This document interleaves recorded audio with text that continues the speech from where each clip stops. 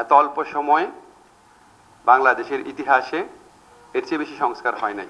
এটা সবিনয়ে বলবো এবং অত্যন্ত জোরের সাথে বলবো।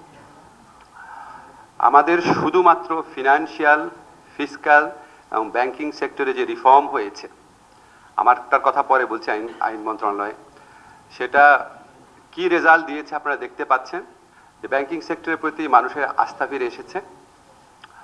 আমাদের যে এক্সচেঞ্জ রেট, যে কোনো জায়গায় আপনারা দেখবেন, আমাদের উপমহাদেশেও যখন গণ অভ্যুত্থান হয় এক্সচেঞ্জ রেটের আকাশ পাতাল পার্থক্য হয়ে যায়। আমাদের এখানে কোনো ধরনের পার্থক্য হয় নাই।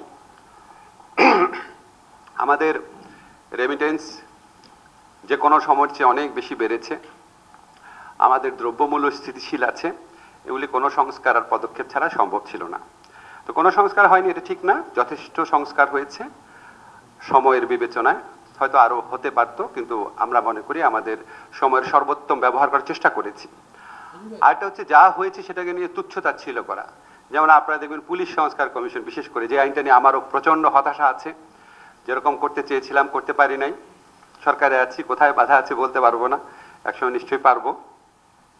তো তারপরও যেটা হয়েছে সেটাকে এতই তুচ্ছ, যেখানে আগে স্বরাষ্ট্র মন্ত্রণালয়ের পাশাপাশি কোনো মতামত রাখারই স্কোপ ছিল না, সেখানে একটা নিরপেক্ষ ফোরাম থেকে অ্যাটলিস্ট মতামত রাখার স্কোপ তৈরি হয়েছে।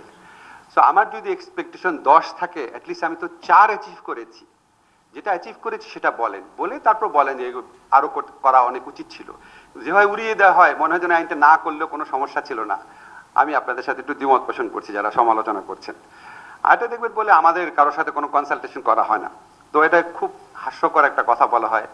আমাদের এখানে সংস্কার যে কমিশনগুলো করা হয়েছে, এত এক্সটেন্সিভ লেভেলে কনসালটেশন 1972 সালে বাংলাদেশের সংবিধান প্রণয়ন করার সময় করা হয় নাই। তবে একটা কথা বলে যে আমরা যেটা বলেছি সেটা রাখা হয় নাই। হোল্ড অন, আপনি 10টা কথা বলেছেন, তার মধ্যে অ্যাটলিস্ট 6টা রাখা হয়েছে। প্লিজ সত্য কথা বলেন যে আমি 10টা সুপারিশ করেছিলাম, মাত্র 6টা রাখা হয়েছে। আমাদের কোনো সুপারিশই রাখা হয়নি এটা বলবেন না, বিকজ এই সংস্কার প্রক্রিয়ার সাথে আমি ওতপ্রোতভাবে জড়িত ছিলাম। আমি কনফিডেন্টলি বলতে পারি, নিশ্চয়ই এই সিভিল সোসাইটি যখন ফিরে যাব, জিল্লুরের প্রোগ্রামে সবচেয়ে বড় সমালোচকদেরকে আমি বাছাই করে রেখেছি, তাদের সাথে আলোচনা করব, প্রমাণ করে দেখাবো।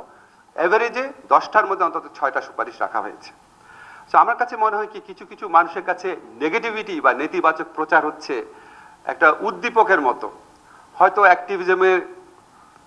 অ্যাক্টিভিজমকে চাঙ্গা রাখার জন্য এটা প্রয়োজন হয়, হয়তো আপনার অনেক লাইক পাওয়ার জন্য, আলোচনায় থাকার জন্য প্রয়োজন হয়, কিন্তু হয় কি, এটা মানুষকে একটু বিভ্রান্ত করে, হতাশ করে।